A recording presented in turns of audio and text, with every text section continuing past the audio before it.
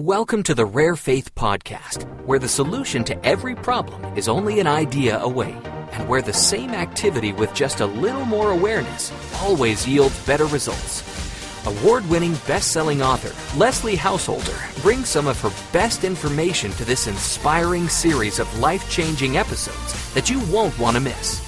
Show notes for this episode can be found at ararekindoffaith.com. Thank you for welcoming me here. I am a little bit overwhelmed, and I'm going to be quite honest with you that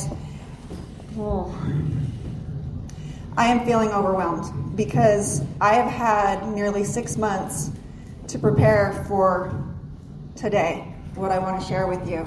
Because what I want to share with you, I've not shared anywhere else before. And it's a big job, which is why I haven't shared it before. Because as I was thinking about what all I really wanted to convey, I'm like, this is too big. It's too big, it's too much, and it might not feel that way to you, but it feels that way to me. So I hope you'll forgive me, since I have so much I want to share, and I only have about an hour, I think, right? About an hour?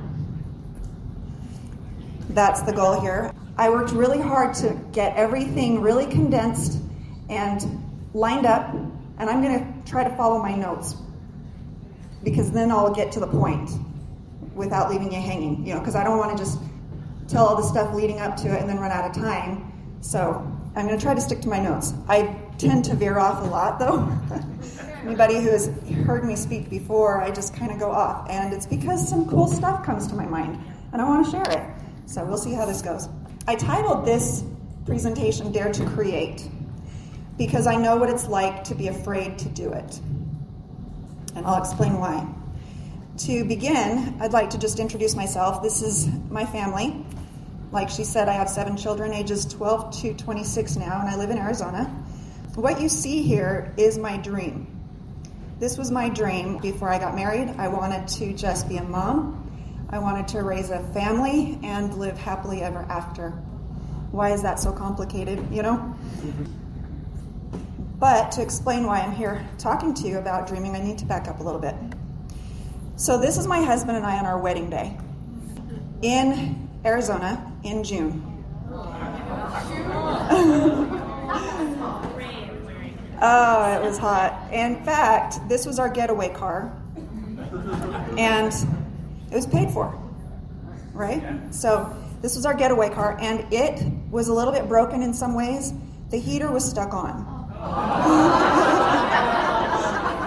I don't know if you're familiar with Volkswagen Bugs, but the heater is just like a little vent from the engine, and we couldn't close the vent. So we had the engine heat coming in. But we were in love. It doesn't matter, How many of you have read the book Charlie or seen the movie? So I had read that when I was a teenager, and I thought, oh, they're broken newlyweds. Isn't that romantic? And I think I had kind of set myself up that's how you start life, just broke, and your kitchen is in the same room with your shower head, and just all those fun things that make for a great story. I lived into it. Our first apartment, you couldn't sit straight on the toilet, or your knees were hitting the tub. It's just great stories. But here's another view of that car. This is why it had the bra in the front. It's to hide that. It's a little Popeye. So we had a rough start, and it looked nothing like my dream. In fact, it wasn't even look like it was heading in that direction. And so this is 6 years later. I want you to pay attention to the timeline. I have intentionally put the years at the top of each significant slide so that you can kind of trace, because what I'm wanting to do is give you a glimpse. How many of you have heard success stories where they're like, oh, I just dreamed it and believed it, and look, here it is? Yeah. You've heard those? Yes, I've heard those. I know how you're feeling. So 6 years later, we were no closer. In fact, we were farther from the dream. I did have 2 children by this time, but we were living in this little apartment in a place. We were not smokers, but there was cigarette smoke coming in through the outlets from our neighbor. And I'm trying to raise these little kids, and I'm 5'10", and I think I weighed about 125 pounds. Skin and bones, trying to grow babies. And I remember getting frustrated and depressed, and I started questioning my beliefs. I started questioning what I had been raised with. I started questioning everything, because I thought, well, if I'm just a good person, we'll prosper. Why are we not prospering? In fact, it was at this location that my mindset was in such a place that I came outside and this kid had broken my broom in half. And so how do you solve that problem? I know some of you have heard my story, but if you have not heard my story, broom is broken. How are you going to solve that problem? Duct tape. Duct tape never crossed my mind. You know how Eric talks about how if you're on this thinking level, you don't have the logic to think up here? Duct tape was up here for me. Didn't even think of it. What else? How else would you solve that problem if you don't have money to replace it? Borrow one. Sweep with a what? With a short broom. Put a splint. All kind. None of these crossed my mind. What did I do? Go ahead. Those of you who know, what did I do? Oh, nobody knows? I called the police on the kid who broke my broom. That was where my mentality was. That's how stressed I was. Have any of you ever felt that stressed or have a neighbor who is like that? I was that neighbor. You know, they're going through something. They're going through something. So I called the police on the kid who broke my broom. And that's another story for another time. I got to stay on track here. Here we go. Here's another shot of that inspiring location. We had friends, though, who were succeeding. And I'd look at my friends and I'm like, how do they have a camcorder? How do they have a car that starts? How are people doing this? I don't get it, you know? So as our friends were succeeding, we started to try to listen to them, and they'd invite us to come to events just like this. And because I think they could see that our mentality was having an effect. You know, we'd go to these events and we'd hear, think positive, dream big, and we're like, yeah, got it. But what do we do? Dream big, think positive. And we'd go home and we're like, okay, we're going to change everything. We're going to think positive. And then the next problem comes along and we're mad again. And we just could not get out of that cycle and didn't understand why. And so I remember hearing stories like the guy who wanted a yellow sports car. So he cut out a picture from the magazine and put it on his wall. Fast forward, and not only did he get a yellow sports car just like the one in the magazine, but he came to realize that he had purchased the very car that had been photographed for that issue. I would hear stories like that, and I think, oh, there's something to this. What is that thing? What's going on that causes those thin threads to cause amazing things to happen? Every success story you hear has those elements. Where do they come from? How do they happen? And I became so intrigued and so fascinated by the idea of it, knowing deep down that there was something to it. Knowing there was something to it. And if I could just figure it out, I could make my life anything I wanted it to be. I believe that. So 7 years total. No, more than that. About 8 years. We started going to these events. And we were part of an organization that would hold them once a month so we could be fed regularly with positive thinking, business development, personal development, anything to help grow us and elevate our thinking to a higher level. We would go to these things, and we were using grocery money to go to these things. I sold my wedding dress to go to these things. I sold my Young Women's Recognition Award necklace to go to these. I didn't know I couldn't replace it at the local Deseret book later. I got a position in the Young Women's later, and my bishop heard my story, and he was kind enough to get me another one. But I sold that at a yard sale just so that we could keep learning and hold things together. And one day it finally clicked. I remember my husband and I were sitting in an event, and this had been the last one I'm ever going to go to because I can't ride this roller coaster anymore. I can't be excited for 2 weeks and then tank again. You can't bend that many times without breaking, you know? And so it clicked. And my husband and I looked at each other and were like, I get it. That's all it is? It was so simple. And I could look back on those 7 years and hear what people were trying to tell us all those years, and now I got what they meant by that. I got what they meant by that. I got what they meant by that, because my mind finally heard it. And in 3 months, we tripled our income. Now, what's the gestation period for that? 3 months? No. 7 years plus 3 months of all that feeding your mind. We had to invest in ourselves. We had to give that effort to learn. But it clicked. And we eventually ended up in this home. We were living the dream. It was a big difference from that little apartment. And we enjoyed raising our kids here. We had a lot of fun growing up here. We were here for 9 years. Here's another shot. And it was while I lived here that I finished writing the book, The Jackrabbit Factor, because I wanted to help other people learn it faster. I wanted to take what we'd learned in 7 years and turn it into a story, because how many books have you read on success? Bullet points, do this, do this, do this. No, I got to trick you into learning some things by letting you get lost in a story so that it can get out of your head and into your heart, because the heart is where that emotion comes from, which really activates everything, right? So that's where this was taking place, was writing the book here. 2005, are you keeping track of the timeline? We released both The Jackrabbit Factor and Hidden Treasures almost a year before The Secret came out. Bob Proctor from The Secret had been our mentor, but we got a little cocky. And we didn't think we were being cocky. We were just excited about the confidence that we gained in understanding the laws of the universe and how to align with them, because things flow when you do. We just shifted our sights to accelerating our growth. And we had had some success in real estate. And so we thought, you can leverage yourself by getting real estate and flipping it or renting it, whatever you're going to do. And so we're accelerating our growth because we can. Because we'd gotten accustomed to overcoming obstacles and beating the odds, because we'd seen it work. We'd seen it worked, and we kind of knew the formula. We'd built those neural pathways that says when you see this challenge, you know what to think about it. Because if you can think right in any given moment, you're guaranteeing yourself the best possible outcome on the other side of it. It's all about how are you going to think in that moment. And so if you learn how to think, then when something happens, you can check your database and go, I know how to think about this, and do it. And then you're going to be okay and thrive and succeed and all those great things. And so because we were accustomed to overcoming obstacles and beating odds by using the principles, we decided to add some more homes to our real estate investment portfolio, and we got to work. At one point, we had 3 transactions underway at the same time. And when the underwriters realized it, they started changing the rules on us.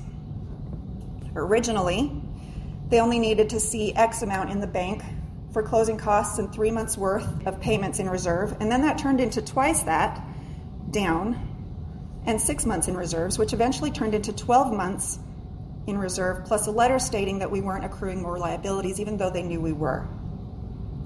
So it finally became impossible to jump through their hoops anymore. And we were using these principles. They'd throw up an obstacle, and we're like, okay, see it done, feel it done, get to work.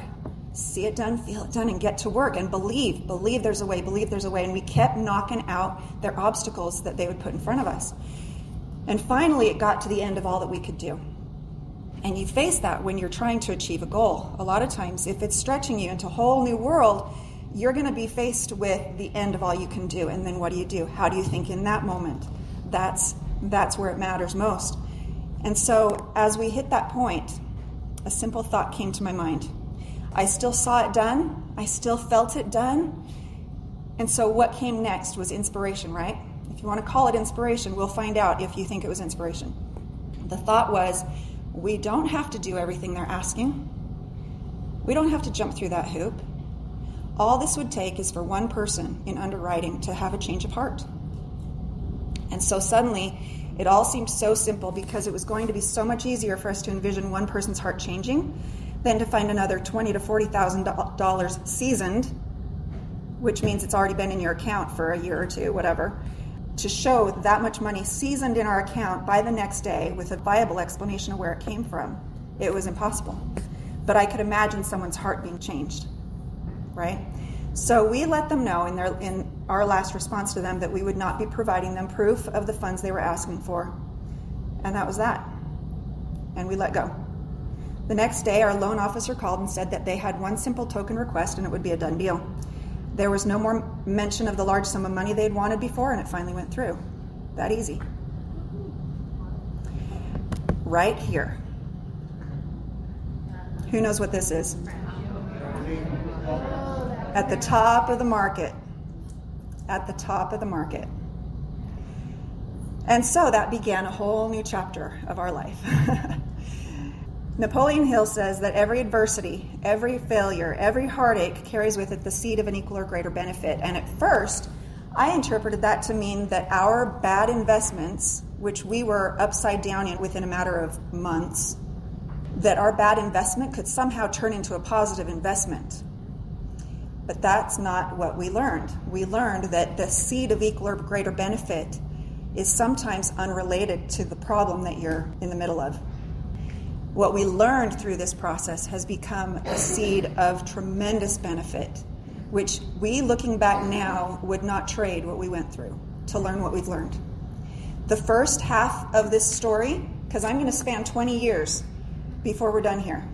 The first half of the story was where we got to the point where I wrote Jacobite Factor because we were struggling, figured it out, and wrote about it.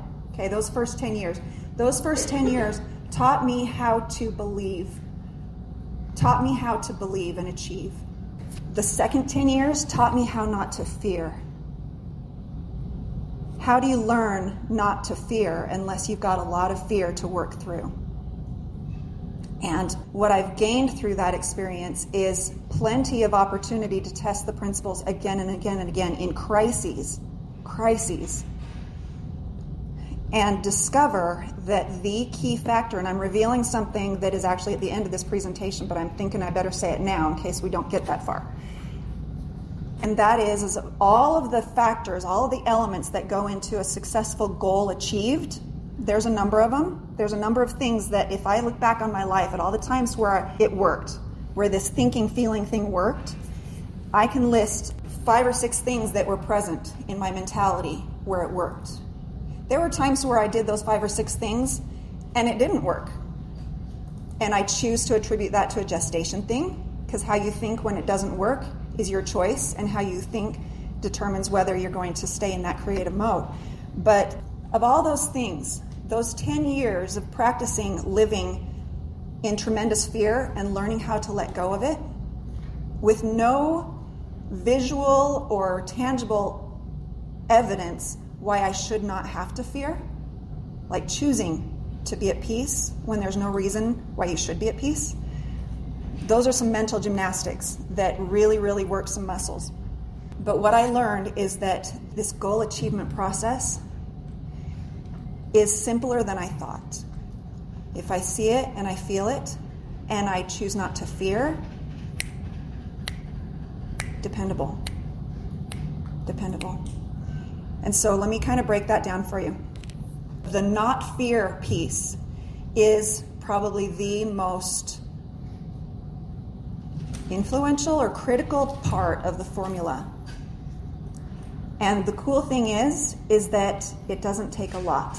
It doesn't take a lot of faith. It just takes zero doubt. Faith can be teeny tiny, but the absence of doubt is the key. So now let's see where this goes. So I'm going to let my adversity become your benefit as I break some of this down, so that hopefully you don't have to go through what we went through to learn what I want to share with you. It took us almost 10 years to dare to dream again. And those years, and look where we are at. We're in 2019. So do the math. Who remembers when that real estate thing happened? 08?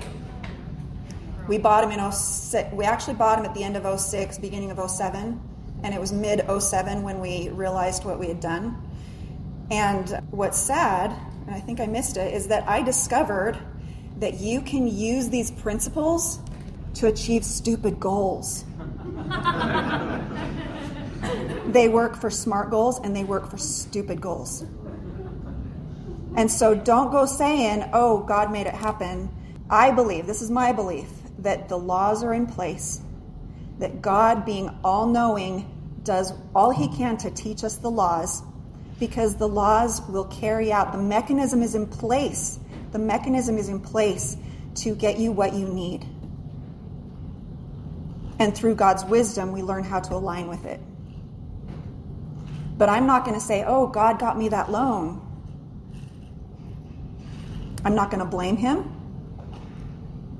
I just recognize that we use the principles. We aligned with the principles. You see it, you feel it, and you go forward, no doubt. We did all the things. We did all the things, and the mechanism was in place to deliver. How many times they say, be careful what you pray for, because you just might get it.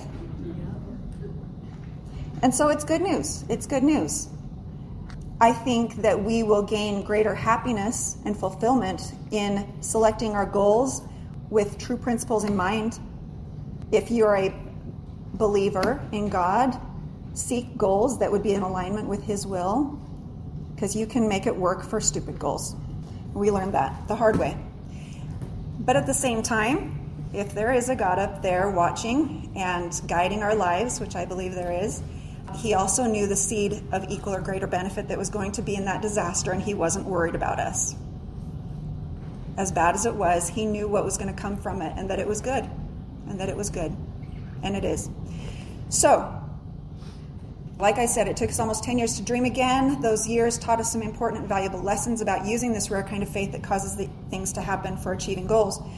So while we've experienced some success, there were, in reflecting on our experiences, these are the elements that I recognize in looking back at the times where I was achieving goals, sometimes not consciously. Like every one of you have probably experienced times where you've achieved a goal that you really didn't understand how you did it. So I picked words that all ended in ION because I thought it'd be cool. I'm going to explain it. Vision, that's the see it done. How will it look? In looking back and analyzing my experiences, I realized that each time it worked, these were the elements that were in place. Emotion, how will it feel? Answering that question, and the answer to that question is not words, it's a feeling. It's a feeling. So you answer it with a feeling. You got to let yourself feel it. Intention, this is a quality decision. To hope and pursue it until the day you die, if that's what it takes. So a lot of people, they'll see something done, they'll feel it done, but they won't have an intention to see it realized. And that's frustration. That's frustration. There is this moment of intensity called intention where you make that decision. I'm going for it. I'm going for it, no matter what it takes or how long it takes.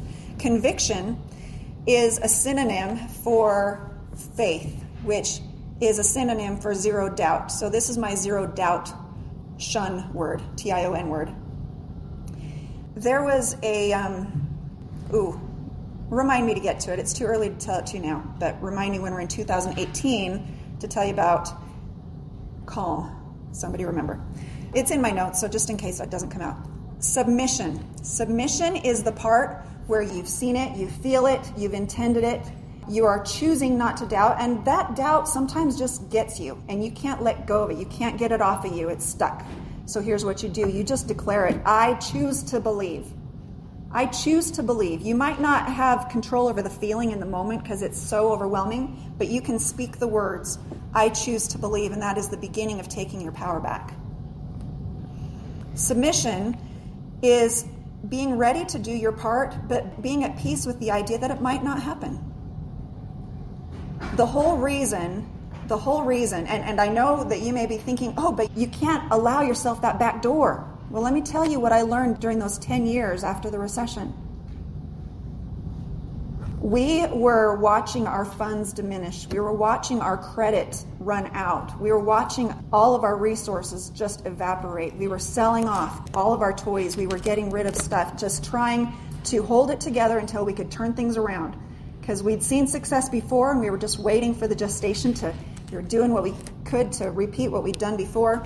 And I had a mentor tell me once, we were getting to the end of all we could do, and that last year, I just had this nagging thought, well, what if the money runs out? What if the money runs out? What if the money runs out? And it was, I choose to believe, and it was just this, it was hard. It was hard. There were some days where my husband and I would just put our heads under the pillow, or we'd sit and listen to classical music just to calm ourselves down, because we knew that calm energy was going to get us better results than frantic, panicked energy. And so we were trying to stay in that place. But I had one mentor give me some very wise advice. He said, your subconscious mind, its job is to keep you alive. If it perceives that you're about to die, it's going to be like, what are you going to do? What are you going to do? What are you going to do? And it wants an answer. As long as you refuse to give it an answer, it's going to keep asking you the question. It's like, for crying out loud, give it an answer. Answer the question. What are you going to do if you run out of money? We freak out instead of answering. He's like, answer it. Answer it unemotionally. You're not creating it if you're not answering it emotionally. Just answer it. And so we're like, what if we run out of money? What will we do? Will we still be teaching these principles? Yeah, we're just really crappy at using them. But they're true whether or not we're very good at it, and we knew it. And so we're just trying to figure it out. Well, will we be teaching it out of the back of a van if we don't have a home? Well, yeah, that's what we do. Okay, all right, so we're starting to answer these questions. And it calmed us down a little bit. But submission is answering the question. If it doesn't work, here's plan B. I know there's some people that are going to freak out and say, no, you can't have a plan B. You got to burn the boats. Who knows that story? What story is that? Some war. Yeah, they came to shore, they burned the boats so that the only way to come home again is to capture the enemy's boats. So you got to burn your boats. Well, maybe it's just because of my personality.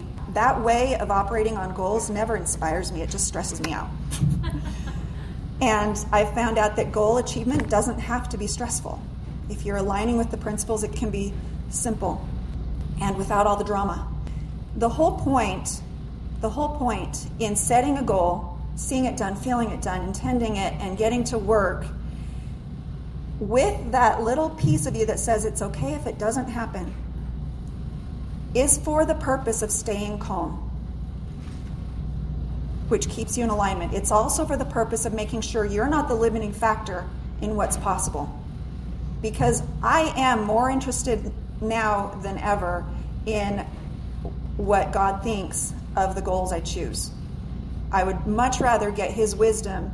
And a lot of times I don't feel like I'm being guided. And so I just do the best I can and trust that as I'm rolling, he'll steer, right? That's my hope.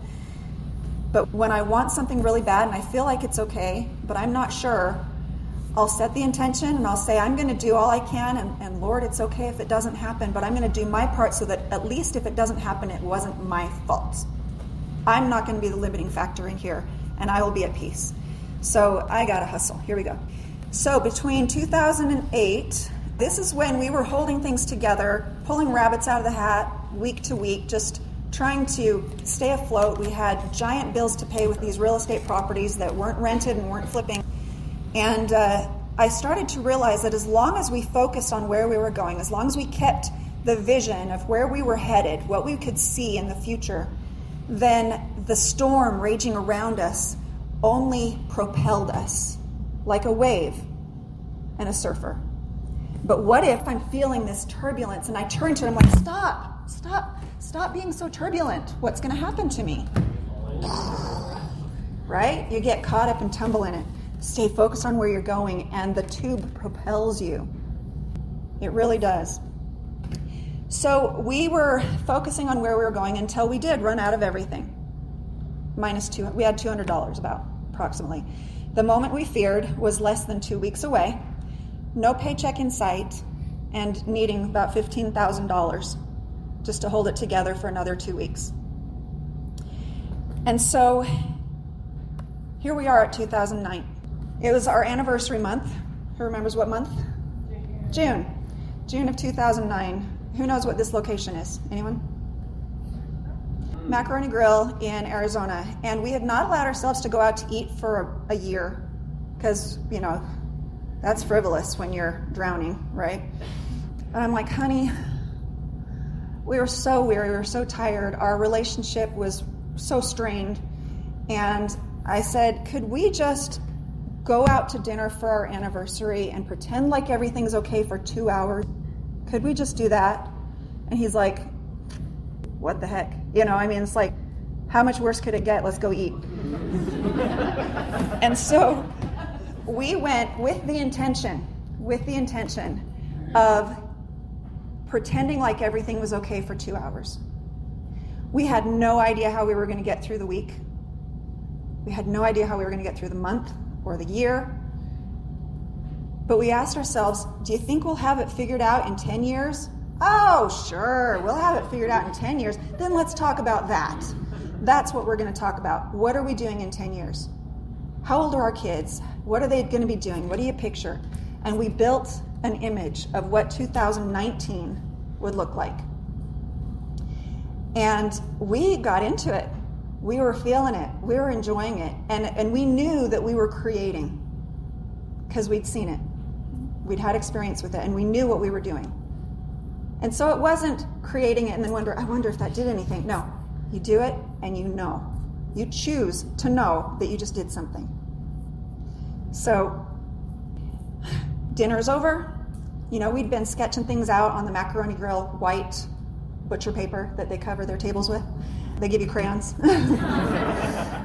And we paid the bill.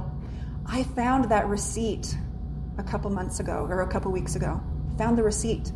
Macaroni Grill, 2009. I had a $2 soup. My husband got salmon. He's like, what the heck? He had some good food. We paid the bill and we're going out to the car. I can still see where we were parked. It was about 8 cars away from the front of the store. And we hear this noise as he's opening my door. We turn around and it's the waiter running after us, waving a piece of paper. He's like, hang on. And we're like, what? He says, because it's your anniversary, the meal's on us. Macaroni Grill. I don't think that's part of their marketing plan, you know? And I don't even remember telling them that it was our anniversary. I think they may have just overheard. I don't remember. But in that moment, we turned to each other and we're like, this is how we stay in the groove. This is how we stay supported. This is how we get everything we need, moment to moment to moment. I told you those first 10 years was to teach me how to create or to achieve or whatever I said. I don't remember. The second 10 years was to teach me how to not fear, because if I didn't fear, things kept working. Things kept working. You have all that you need in the moment, and we forget that. We forget that. And that is a great place to start before creating something else. Get to where you remember and recognize, I have what I need right now, and I can be grateful for that right now and enjoy right now. I may not have what I need for Tuesday, but it's not Tuesday. And like I said, the mechanism is in place already, universally for all people. God tells us, do not fear, because the mechanism is in place. What's there to fear? Everything you need is already provided for you. Line up. Line up. Here we go. How are we doing on time? I'm out of time, aren't I? No, I've got 10 minutes left according to my thing here, at least. He'll pull me off with a cane. So, remember, we're not yet at 2019. You got to see how this plays out. I want you to remember that restaurant moment. That restaurant moment was worked into the sequel to Jackrabbit Factor, because Jackrabbit Factor needed a sequel after this mess. It needed an explanation of what do you do when it looks like you're going to run out of money. And the Jackrabbit Factor spans 20 years. It backs up and it has to back up 10 years as a prequel to tell you who was that guy on the other side of town who had an amazing idea when Richard and Felicity finally chose to believe. Who was that guy? And what was his idea? Back up 10 years, we find out who that is. And then the next 10 years is to show you how Richard and Felicity become the success implied in the epilogue. So that's a 20-year span. I'm showing you our 20-year span. So in 2011, we realized, you know what? This bad investment's not going to turn good. We need to just get back to the basics and build another foundation, start over, and come to peace with that. And we did. We sold our dream home. My husband went and got a job, which was at a pay that was less than what he used to make before he quit his job to do this work with me, which is humble pie, right? Piece of humble pie. I remember going to the Bishop's Storehouse to pick up a food order, and I'm the Jackrabbit lady. And there are people there who knew my books. They're all, hi, Leslie. I'm like, hi. You know, and I remember standing outside thinking, if I am too proud to go in there and get some help, then there's more wrong with me than I thought.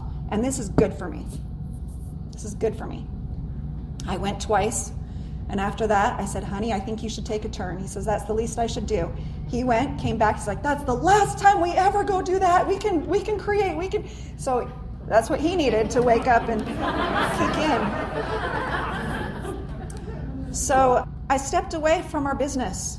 We had set up automated systems so that people really didn't know necessarily that I had stepped away, but I stopped doing events a lot, and I stopped showing up places. I was just really trying to get back to my core.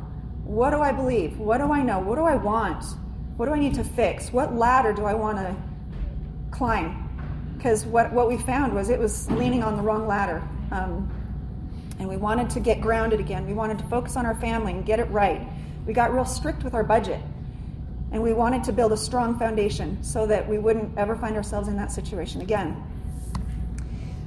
Now this one, I don't have time to go super deep into this, but I'll tell you our relationship was in a mess. Oh, okay, now I can relax a little. Thank you. So our relationship was strained because we would take turns believing. And when I was believing and he wasn't, I'd be mad at him. Come on, I need your faith. And when he was believing and I wasn't, he'd be frustrated with me. He needed my faith. Well, that's life. That's life. And I've seen too many people give up on the relationship because you couldn't get it right at the same time. Don't expect that's going to be the case. We're human. We have ups and downs. You commit to the long haul and you figure things out at your own pace. Part of the biggest dilemma was what I brought to the relationship. You know, we're told to develop our talents and to become the best you can be. Well, the things that I focused on becoming the best at were the very things that triggered his insecurities. And so in a relationship where I'm trying to bring my best stuff, and those best stuffs are the very things that makes life hard for him, we had to figure that out. And a lot of it was stepping back and how are we going to deal with this? How are we going to do this?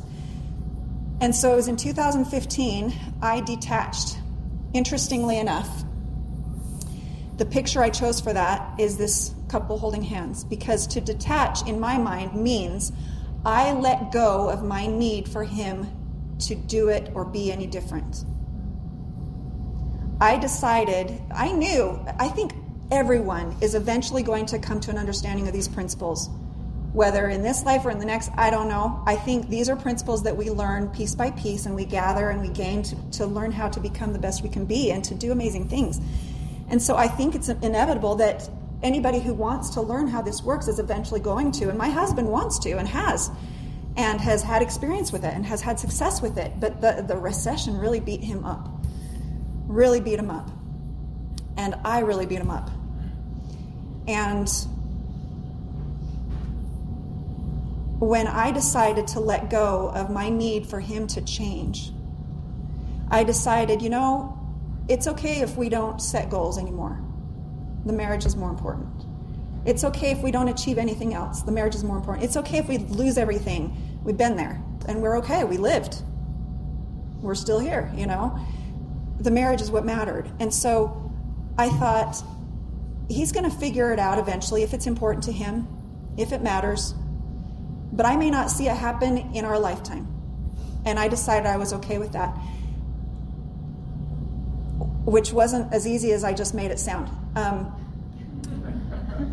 I tried that on, and it was followed by anger, bitterness, frustration, so mad that I have to give up what I could see for the marriage.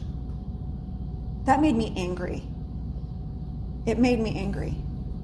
Especially because I've got people looking to me from the books I've written as being, teach us how to do this. I'm like, I don't live there anymore because the marriage is more important to me.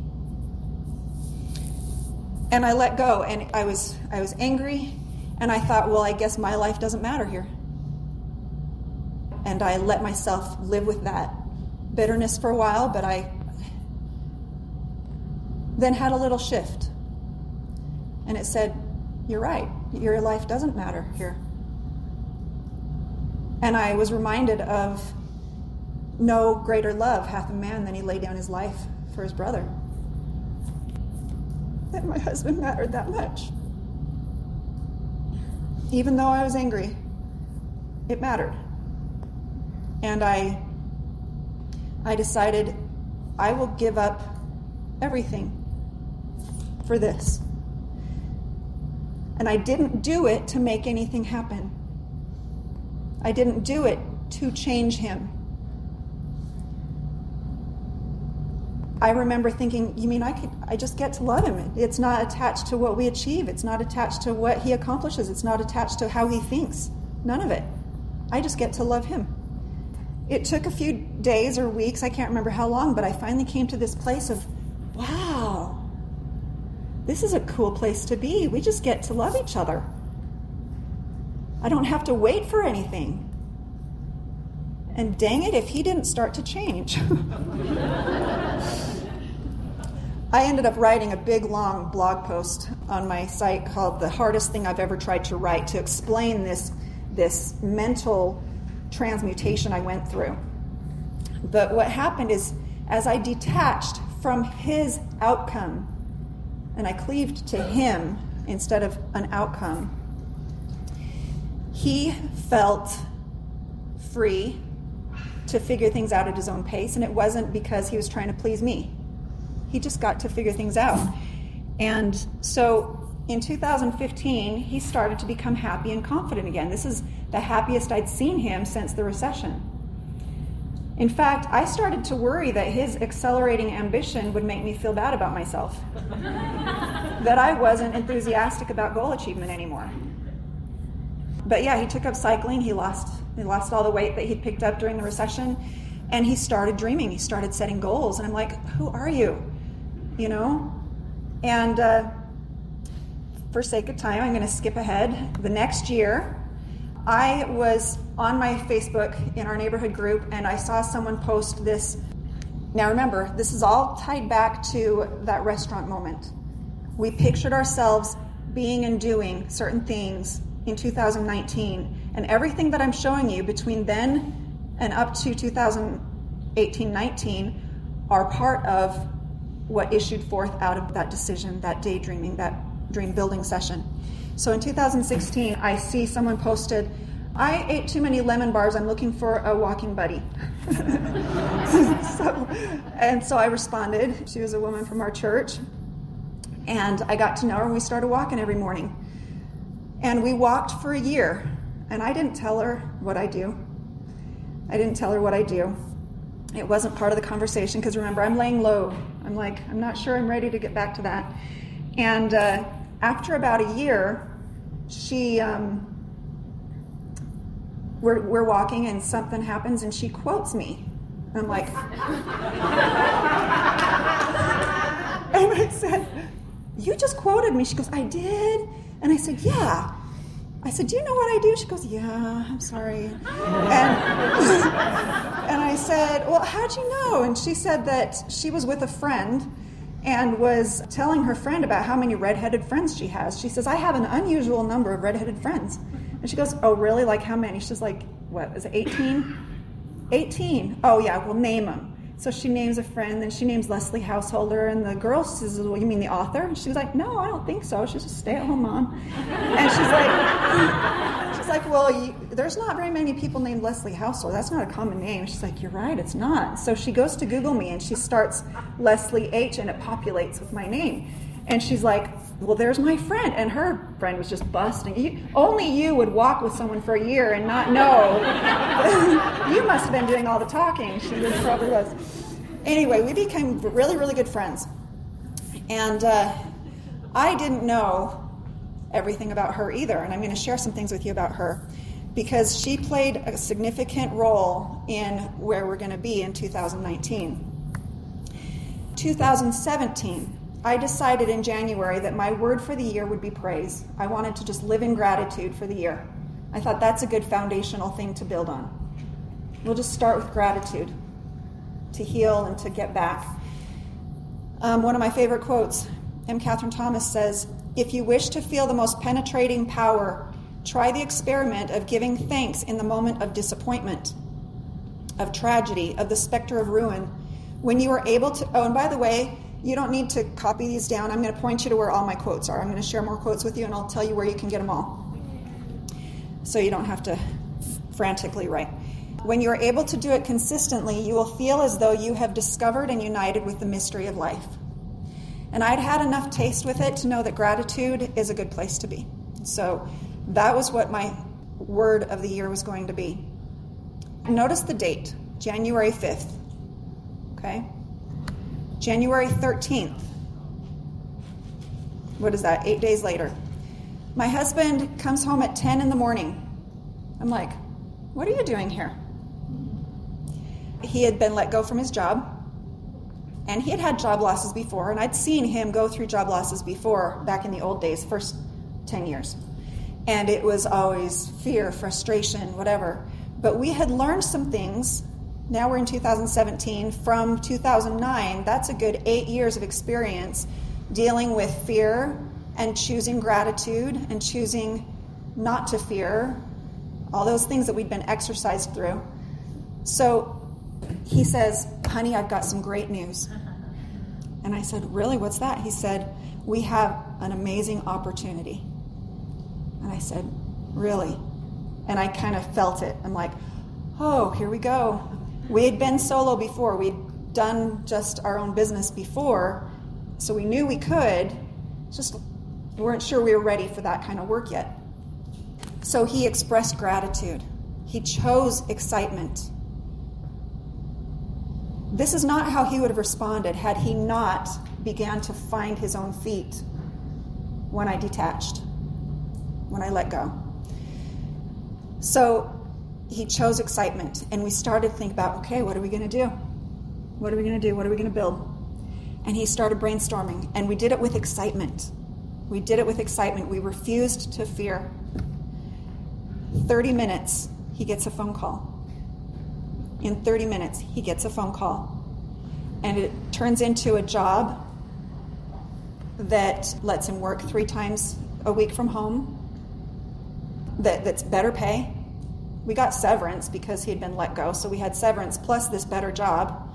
And it has created a foundation for us that is helping our business prepare for scale. So he lost the job, but it was his response to that that was the magic. January 28th, same year, I found a note that he and I were brainstorming about, what are we building? How are we going to see 2019 play out? Because we remembered the restaurant moment. And here are the notes, just the way it was written about him. No question, this job was a gift with a bigger plan than we understood. God is orchestrating something. My husband got a taste of freedom again because that job didn't start for about a week. So he had a week where he could just create. And he hadn't had that for a long time. It rekindled the dream. It reminded him that he's at his best when he's doing the things that he loves. He said he recognized he was out of harmony in his current role, and it brought out the worst in him. He didn't feel appreciated. How Trevin wants to feel in 2019, he decided he wants to feel on purpose, and he wants to feel like he's making a difference in people's lives. That was 2 years ago. So 2017, that next month, I started dreaming again, and I found this home, and it was my new dream home. Can you tell I've changed a little bit? You know, I just want something beautiful that I can call my own. I know this doesn't look super beautiful. The inside was gorgeous. And I thought, it's good. I love this home. And we tried to buy it, but the seller wouldn't return our calls. And when we did connect, the seller's agent would only tell us about all the things that are wrong with it. And, it's going to take a cash offer. And they're like, there's nothing in the paperwork that says it has to be a cash offer. We couldn't understand why they didn't want to sell us the home. And finally, we let it go. We're like, you know what? There's probably something better for us.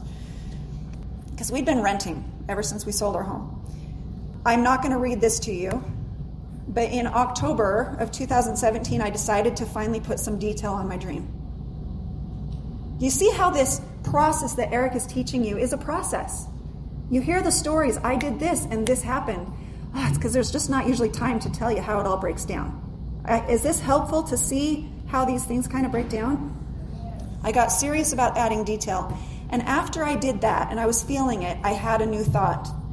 It's time to put up a vision board. I didn't put up a vision board to make it happen.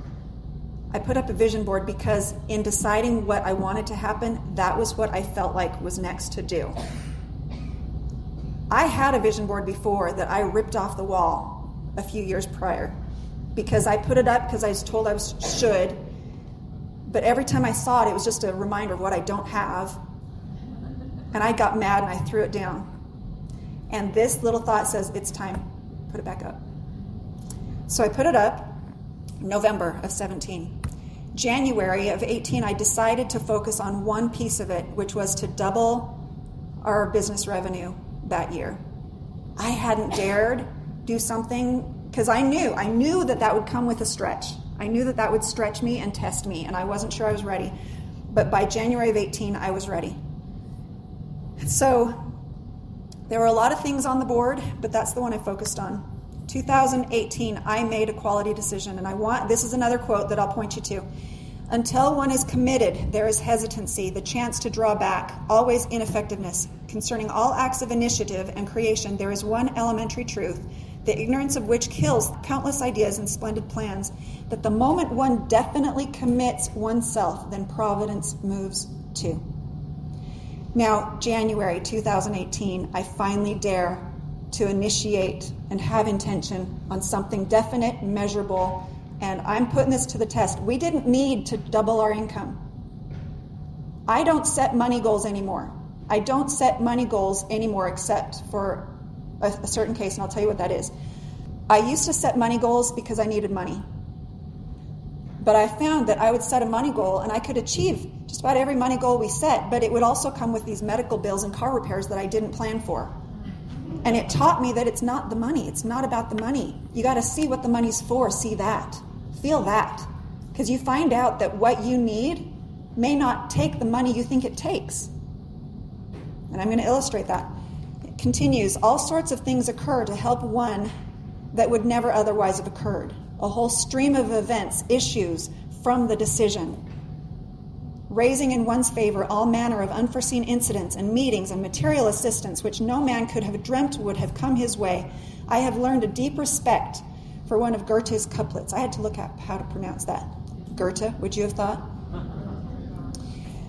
Whatever you can do or dream you can, begin it. Boldness has genius, power, and magic in it. Another one, there is no chance, no destiny, no fate that can circumvent or hinder or control the firm resolve of a determined soul. Maybe you've seen something you want done and you've felt it done, but have you added the determination that you're going to make sure it happens? That you expect it to happen, even if it takes till the day you die, you're going to see that done. And one of my favorites, Wallace Wattles, brilliant, from his book, The Science of Getting Rich. There is a thinking stuff, Eric has talked about this, from which all things are made and which in its original state permeates, penetrates, and fills the inner spaces of the universe. A thought in this substance, it's that intention, that moment of intention, produces the thing that is imaged by the thought. A person can form things in his thought, and by impressing his thought upon formless substance can cause the thing he thinks about to be created. And then lastly, the quote that I have just centered all my work around now. There are two kinds of faith. One of them functions ordinarily in the life of every soul. It is the kind of faith that relates us with confidence to that which is scheduled to happen. There is another kind of faith, though, rare indeed. This is the kind of faith that causes things to happen. It is worthy and prepared and unyielding, and it calls forth things that otherwise would not be. It is the kind of faith that moves people. It is the kind of faith that sometimes moves things. Directed and channeled, it has great effect. It's Boyd K. Packer. So, where are we at? January, I set that intention. I'm going to fast forward, skip some things. In May, my husband decides to take a trip to Europe. It's a 10-day cycling trip with a mentor of his. This was a leap for him because he had invested so much in me over the years. I found out when Bob Proctor sent out a request who would like to learn how to teach what you've learned. And I'm like, ooh, pick me, pick me. I didn't know for 10 years that my husband had been the one to want to do it, but he let me. This was his turn. He went and spent 10 days. This was going to be a mentor with a group of people on this cycling trip, but Trevin's the only one that showed up, so they had one-on-one the whole time. It's pretty amazing. And he came home changed. He came home changed. It was after this trip that he decided to create. We had put together a program called Mindset Mastery, where we take people through 2 experiments with this idea that your thoughts are connected to what shows up. We walk them through 2 experiments. One is inconsequential, where it's not tied to inner conflict. And then the other one, after you experience it with something inconsequential, you're like, oh, there's some muscle memory. I know how to do that. I'll just do that again with this thing that does wrestle with stuff. And then through that process, you can just repeat, and keep achieving your next goals. Well, I had set it up to be self-directed because I'm raising a family and I'm hiding out and I'm recovering from, and so it was self-paced. But he's like, honey, this is too powerful.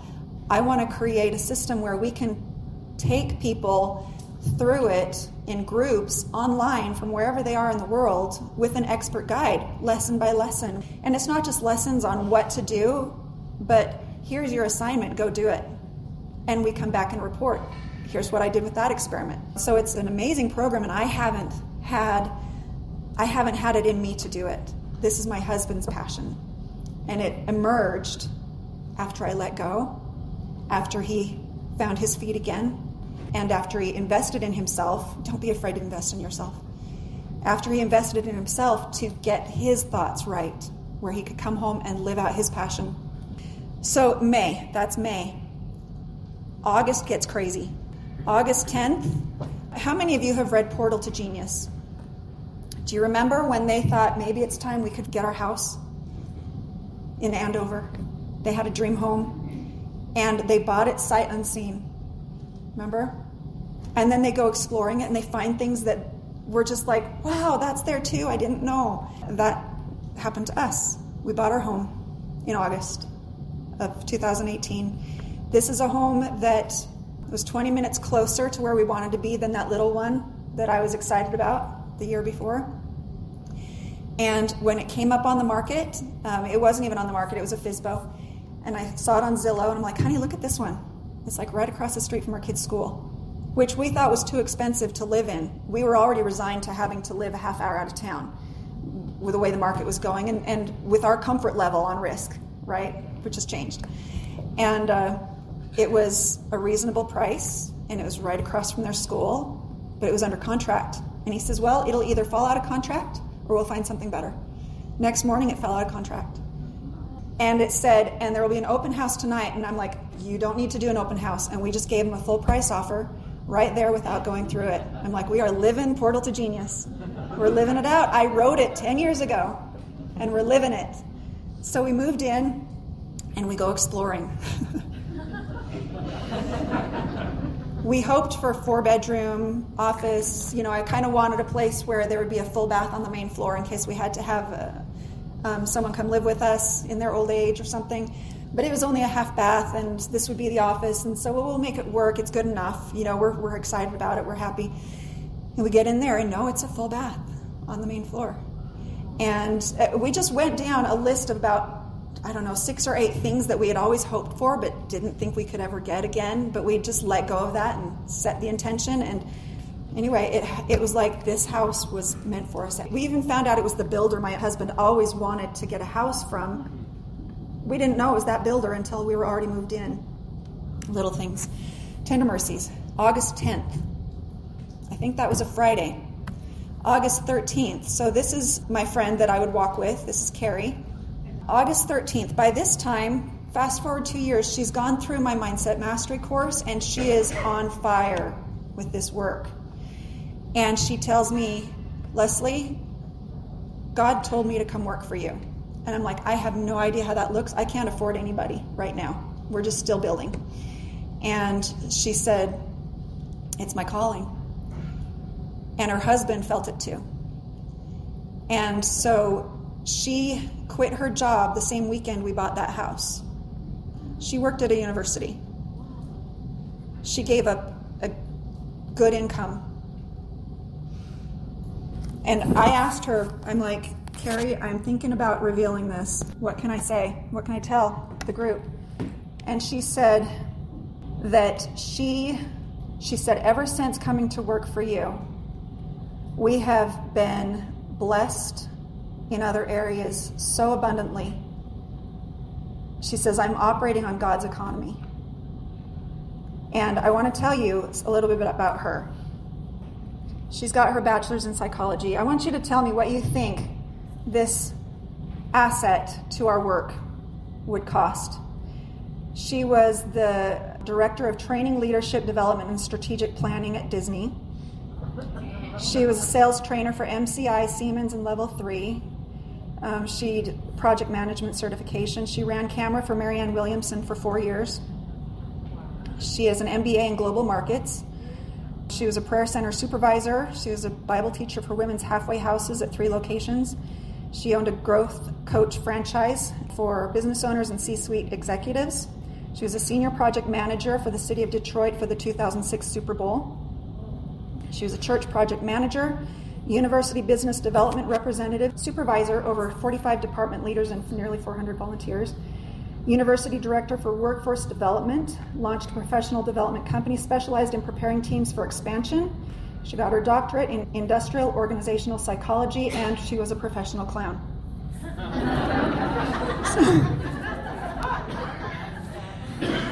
Now, I had set an intention for what I wanted my business to do.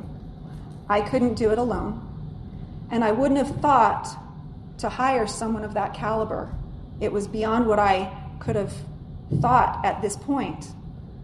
But God knew what I needed, and He sent someone that's not costing me 6 figures. That's why I say I don't set money goals, because it's not about the money. It's not about the money. I'm almost done. September 5th, look at the time. So August 13th, September 5th, even in the little things. I wrote down in my notes, Wednesday, September 5th, I need a couch set or a sectional for the family room. I want it to seat at least 8 people, be in good shape, dark brown, scrolling down. I also need a white dresser for the girls' room. Look at the date. Now look at this date. My sister-in-law texts me, would you be interested in this? It's the couch. We're looking to replace it with a gray one. So we get this couch for free, and look at the date, September 10th, 3 days later. I'm loving this couch. Thank you so much. Trevin used his upholstery skills to reinforce the base. Yay, I'm so happy. Your girls wouldn't happen to need a white dresser, would they? So, okay, fast forward, December 31st, we reach our goal. We doubled our business income, and it turned out to be our best year that we'd ever had in our whole marriage. Where did it start? It started with that intention in January, but it also started back at that restaurant. It also started back in that restaurant. I said I would tell you the one case where I might set a money goal, but I never did, so I'm inserting it now. This was that case. We didn't need to double our income, but I set the money goal as an experiment to try to regain my confidence. I think this one worked because I was not attached to needing the money. It was a game. I wasn't going to suffer if it didn't happen. It was simply a very measurable way to test the principles, to set the intention, to practice believing in something that I knew would require rare faith and unseen help, and to practice keeping calm and watching what happens. So here's my definition of expecting success. It's not a feeling of entitlement, but it is a knowing. It's not demanding, but it is allowing. It's not needing, but it is anticipating. It's not boastful, but grateful. And Carrie wants me to be sure to emphasize that operating on God's economy, like she described it, it works if God calls you to do something. She's not going to encourage anyone to go quit their job and do something unless they feel it is their calling, right? That's a disclaimer for your safety. So again, each time it worked, these elements were there. But fast forward those 10 years, adding to it the wisdom we've gained, and it makes me wonder, what if you just set an intention and then kept calm and watched what happened? Because I didn't share this in the slides, but in August, before the house, before Carrie, before all these things started to come together, I was asked to speak at a conference. And they said, what are you going to talk on? And I always try to talk on something a little different, just to keep me sharp and to keep me learning new things. But the words that came into my mind, beginning of August, keep calm and watch what happens. And I thought, oh, that's a good title. I wonder what I'll talk about. So I submitted that title, and then I watched. And what was going on in our life was really kind of scary. There's a lot of changes going on, a lot of big things happening all at once. And it's easy to go to anxiety. And I just remember, keep calm and watch what happens. Keep calm and watch what happens. Set the intention and do not fear. It is the pulse of energy that sets it all in motion. Constant intention is unsustainable. Constant intention is unsustainable. Intention is a moment thing, but the calm is the lingering, sustaining, constant thing. And that's the simplicity of it. So what's a date for? Why do we set a date? It's to intensify your intention, if you choose to have one. So, intention and calm, you know how to do it. I dare you to test it, because this is rare faith. Keep calm and watch what happens. So what is your dream?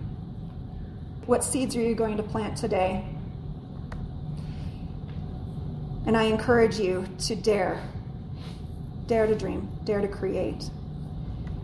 Now, if you're ready to let someone hold you by the hand and go through those 2 guided experiments that I told you about, I invite you to join us in the Mindset Mastery program. We've got the self-paced version still, but if you want to be part of the guided class that my husband has created, we only have 12 seats. We cap them at 12 because they're a small group. We have 12 seats in that. Those quotes I promised you, you'll find those at rarefaith.org. If you go there in the next few days, it'll be the very top post. I just say quotes from the recent event, and you'll be able to get those from there. And it's been such a pleasure to be with you today. I hope that something here today has given you another nugget to get you closer to living what you really want to be doing. Don't be afraid to invest in yourself. Thank you.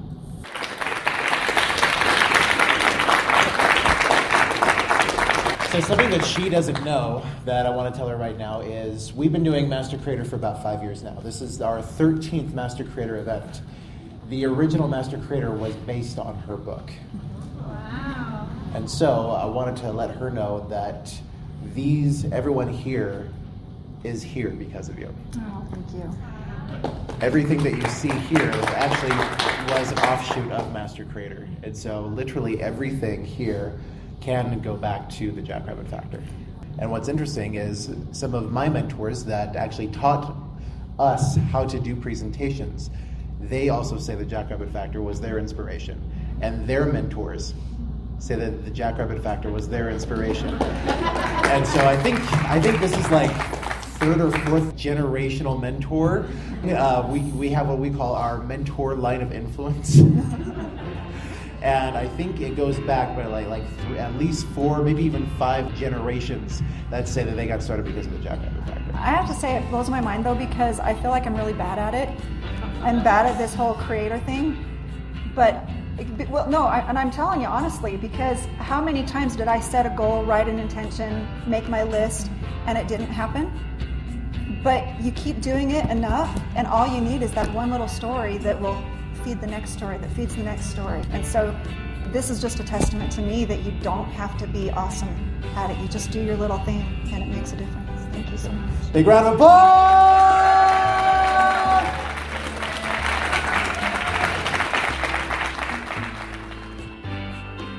This concludes today's episode of the Rare Faith Podcast. You've been listening to Leslie Householder, author of The Jackrabbit Factor, Portal to Genius, and Hidden Treasures, Heaven's Astonishing Help with Your Money Matters. All 3 books can be downloaded free at rarekindoffaith.com. So tell your friends and join Leslie again next time as she goes even deeper into the principles that will help you change your life.